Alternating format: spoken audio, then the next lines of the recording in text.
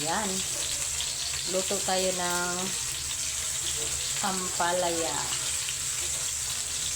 I-brown mo muna natin yung sibuyas at saka kamatis, saka bawang. Yung medyo maluto lang ng konti.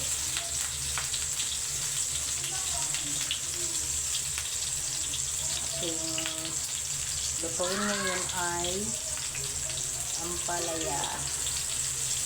Sarap ng ampalaya. Kaso lang, medyo mapait yung nabili kong ampalaya. Hindi yung sa tingin ko, ano ko bang dark green kasi siya eh.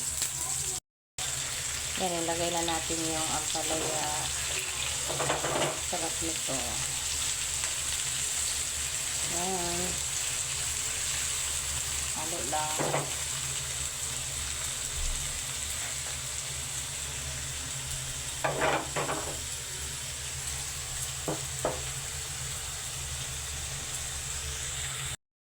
Yan, nalagay na natin yung ampalaya. Halo-halo natin ng konti. Layas yung aking tripod kasi ano siya eh, nagalaw. Yan. Half cook lang to.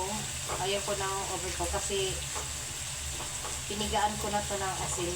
Parang medyo mapait yung ampalaya kasi. Lagyan na natin ang magic, kunti lang, pampalasa na. Yung kunting asin. Yan.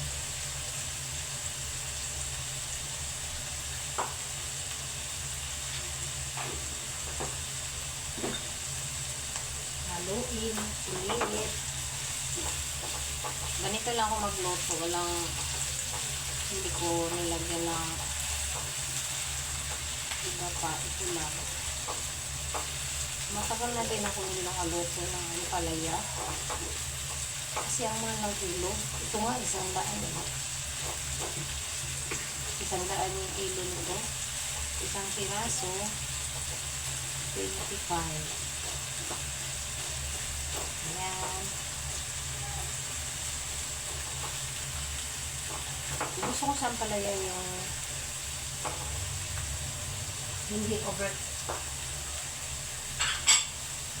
Lagay na natin ang egg. 3 egg ko. Yung egg naman nabili ko sa palengke kasi 10 piso na sa tindahan ng mahal. Kaya makasave tayo doon kasi 50 lang yung isa. Dala na din sa booking ko. Yan. Mamaya kunti haluin ko na. Sarap ng aking ampalaya. Ayan.